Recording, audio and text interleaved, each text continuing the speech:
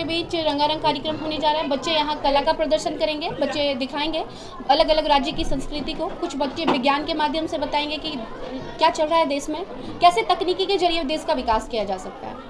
Ma'am, हमारे school में class nursery से क्लास 10 तक के बच्चे हैं, तो आज सारे बच्चे पार्टिसिपेट कर रहे हैं। क्या क्या थीम है? थीम किस? एक है थीम झांसी की रानी।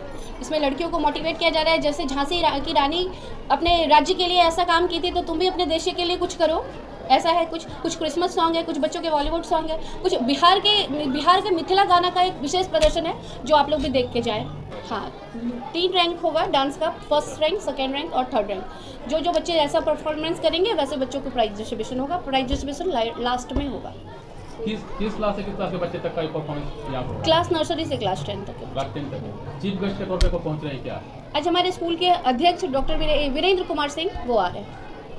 तो शिक्षा के साथ साथ एक्स्ट्रा एक्टिविटी जो है बच्चों के बीच कितना मायने रख रहा है? अभी बच्चों के लिए जो न्यू NEP आई है उसमें बच्चों को यही कहा जा रहा है कि रटंत विद्या से शिक्षा नहीं मिल सकती। आप ऐसा नहीं है कि सिर्फ बुकिश नॉलेज से ज्ञान ले सकते हैं, आप जितना करके सीखते हैं वो बच्चों को ज़्यादा है, जो कि हम बच्चों को आज सिखा रहे हैं। और आज ही के दिन नहीं, हम लोग स्कूल में रंगोली कंपटीशन जो बीच बीच में परफॉर्मेंस करते हैं, जिसका आप आज सारा देख सकते हैं कुछ बच्चों के माध्यम से। उन पेरेंट्स को क्या कहिएगा जो बच्चे को सिर्फ शिक्षा की ओर, एजुकेशन की ओर बढ़ाने की कोशिश करते हैं लेकिन एक्स्ट्रा एक्टिविटी पर वो ध्यान नहीं देते? हाँ, ऐसे भी पेरेंट्स हैं जिनको लगता है कि इसमें टाइम बर्बाद हो रहा है बच्चों का, डांस में, चाहे कोई भी एक्स्ट्रा एक्टिविटी, रंगोली हो, चाहे जो भी साइंस हो। तो हम पेरेंट्स से ये कहना चाहेंगे कि बच्चों के लिए जितना बुक का नॉलेज जरूरी है उतना हर चीज़ जरूरी है, क्योंकि अभी सिर्फ पढ़ लेने से नॉलेज गेन नहीं किया जा सकता। अभी करके सीखने को ज़्यादा जोर दे रहा है NEP ये कह रहा है कि बच्चे जितना करेंगे बच्चा उतना सीखेंगे। अगर बच्चे को कोई वर्ड भी दे रहे हैं ना, तो आप वर्ड को कह दीजिए गूगल पे सर्च करने। जब बच्चा गूगल पे सर्च करता है तो उसका ढेर सारा मीनिंग सीखता है। इसलिए हम बच्चों को, माता पिता से मेरा यही रिक्वेस्ट रहेगा कि बच्चों को करके सीखने का देना, कि बुकिश नॉलेज पे जोर दें।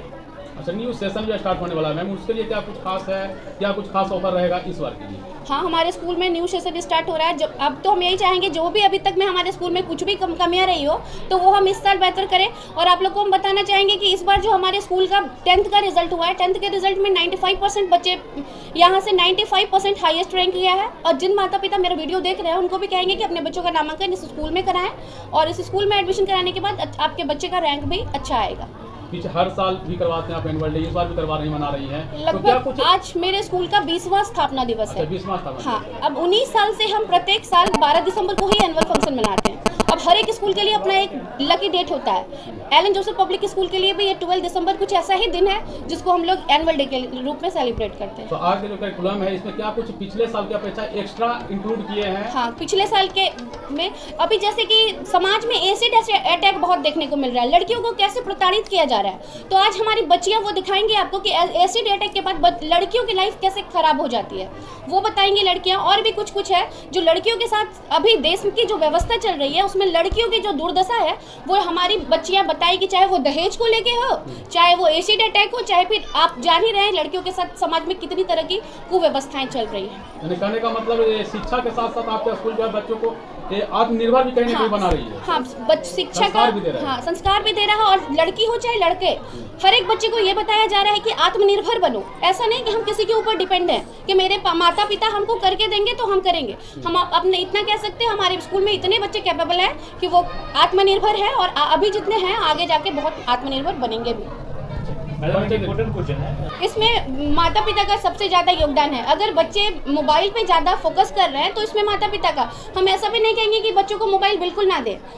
मोबाइल बच्चों के लिए ज़रूरी चीज़ है, मोबाइल दीजिए बच्चों को, लेकिन एक टाइम लिमिट पे। और अगर आप बच्चों को मोबाइल दे रहे हैं तो बच्चों के आसपास इर्द गिर्द रहें, क्योंकि मोबाइल में जितना नॉलेजेबल थिंग है उतना अननेसेसरी चीज़ भी है जो बच्चों को नहीं देखना है। मैडम, आपके स्कूल इस पे किस तरह से बच्चों को गाइड करती है? हम लोग मंथली PTM करवाते हैं। मंथली PTM करवाने के बाद जितने पेरेंट्स को मिलते हैं, पेरेंट्स का मोस्टली यही शिकायत रहता है कि मैडम बच्चा पढ़ता नहीं है, दिन भर फ़ोन चलाता है। तो हमारे स्कूल के जो हेड है वो बताते हैं कि बच्चों को कैसे मोबाइल से दूर रखा जाए। और हम लोग इसके लिए स्कूल में अलग अलग तरह के एक्टिविटी, कार्टून वगैरह भी दिखाते हैं, जो कि बच्चों को कार्टून में इंटरेस्ट हो, जाके बच्चे कार्टून में अगर सर्च भी कर रहे हैं तो उसी रिलेटेड कार्टून दिखाएं। और एक्सपेरिमेंट को भी, साइंस के एक्सपेरिमेंट को भी जोड़ दे रहे हैं कि बच्चा कुछ ऐसा दिन भर में ऐसा एक्सपेरिमेंट दिखाते हैं। कुछ हर एक वीक में एक दिन बंधा हुआ है जिस दिन एक्सपेरिमेंट दिखाना होता है, तो बच्चा उस चीज़ को बनाने के लिए, जैसे साइंस का ही कुछ दे दिए, वाटर साइकिल दे दिए, तो वाटर साइकिल बनाने के लिए वो जब यूट्यूब पे जाता है तो ढेर सारे वीडियो देखता है। जब वो ढेर सारे वीडियो देखता है तो उसी में वो सीखता है और वो फिर बनाता है। मैडम एक क्वेश्चन और है,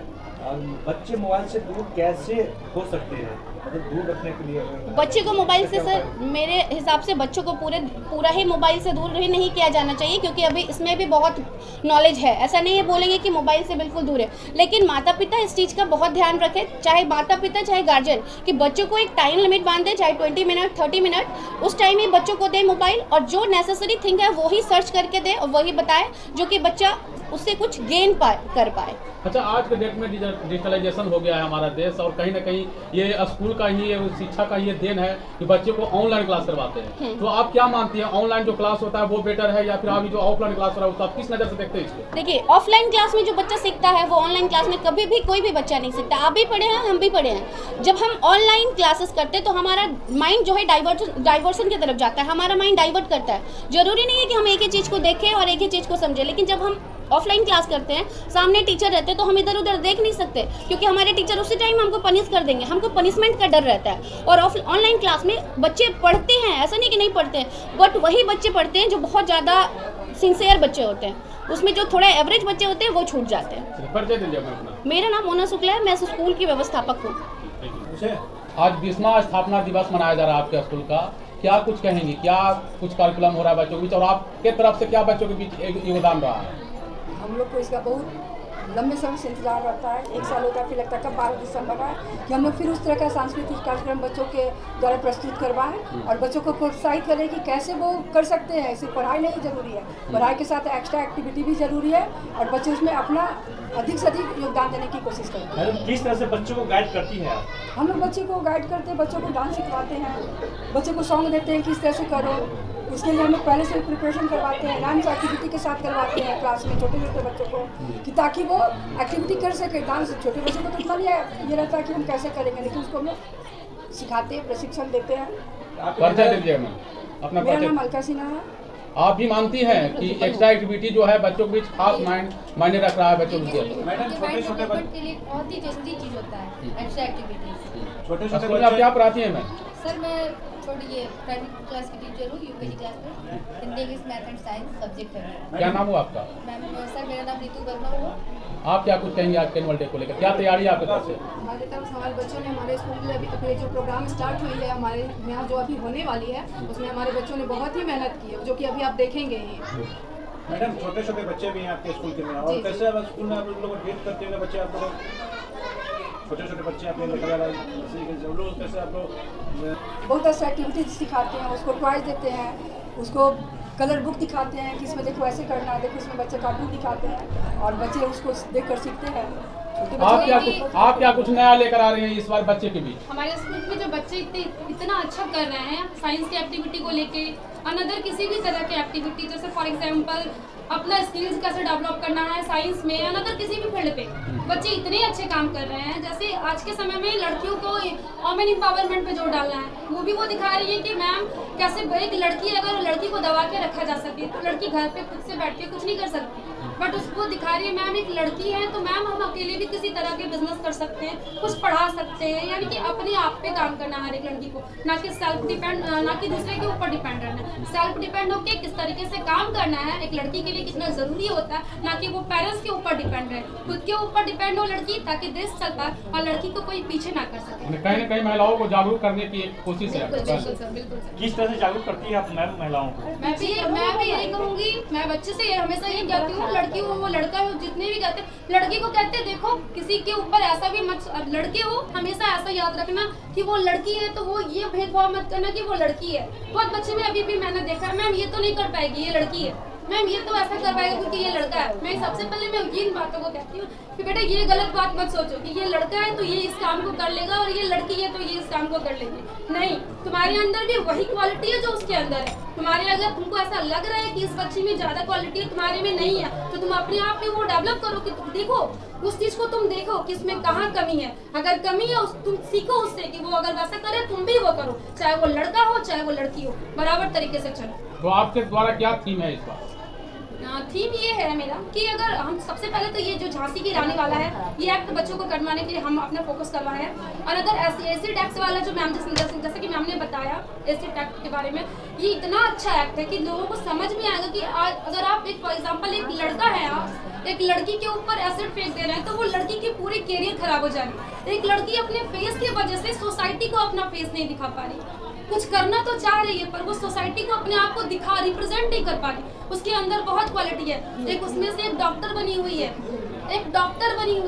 लेकिन डॉक्टर है लेकिन फिर भी उसको अपने वो तो कह रही है सोसाइटी को कि मैं तुम्हारे लिए काम कर रही हूँ, मैं डॉक्टर हूँ, नंदिनी डॉक्टर बनी उसमें एक्ट कर रही है, कह रही है मैं तो एक डॉक्टर हूँ, मैं तो सोसाइटी के लिए काम कर रही हूँ। बट मेरा क्या गलती है कि मैं अपने फेस को छुपा के चल रही हूँ, बल्कि मैं काम तो सोसाइटी कहीं ना कहीं समाज में जो महिला के प्रति जो भेदभाव हो रहा है उसको दूर करने की कोशिश ये भेदभाव नहीं होना चाहिए। क्या नाम हुआ आपका? सोमी शुक्ला। सबसे पहले तो फाउंडेशन डे मनाने का मतलब यह है कि स्कूल जो 20 साल का यात्रा किया और 20 साल के यात्रा में यात्रा का मतलब यह होता है किसी भी स्कूल का कि बच्चे हमारे कहाँ गए, बच्चे किस पद पर गए, कौन सा किस तरफ मुड़े। तो जो बच्चों को हमने सींचा है वो कहाँ कहाँ गए हैं उसको हम दिखाते हैं, उनको बताते हैं। बच्चे हमारे मेडिकल कॉलेज में हैं, इंजीनियरिंग कॉलेज में हैं, MBA में हैं, सब जगह हमारे बच्चे हैं। उनको हमने सींचा है, उनका हमने बेस दिया है, उनका हमने रीढ़ दिया है। और इस स्थापना दिवस में ये 20 साल के यात्रा में हम यह पेरेंट्स को भी बताते हैं और शिक्षा के महत्व को बताते हैं कि शिक्षा कितना इम्पोर्टेंट है। चाहे वो एक सब्जी बेचने वाला हो या रोज़ काम करने वाला, एजुकेशन सबके लिए इम्पोर्टेंट है। और एजुकेशन ही किसी भी राष्ट्र को मजबूत बनाता है। और राष्ट्र कोई अलग नहीं है, हर व्यक्ति राष्ट्र का एक हिस्सा है। और हर व्यक्ति जब तक मजबूत नहीं होगा कोई भी राष्ट्र मजबूत नहीं होगा। और हम उस दिशा में काम कर रहे हैं। कहीं ना कहीं सरकार की जो पहल है सब पढ़ेगा सब बढ़ेगा। बिल्कुल बिल्कुल बिल्कुल। जब तक पढ़ेगा नहीं समूचा समाज जो है कि अंतिम पौधान पर जो व्यक्ति खड़ा है उसको भी शिक्षा से जोड़ना होगा, उसको ऊपर लाना होगा और तभी राष्ट्र विकास करेगा। बिना आधे उसको छोड़कर राष्ट्र का विकास का कल्पना संभव नहीं है। और क्या सर? मेरा नाम प्रोफेसर अनिल कुमार है, मैं प्राचार्य हूँ SDA कॉलेज कलेरपुर।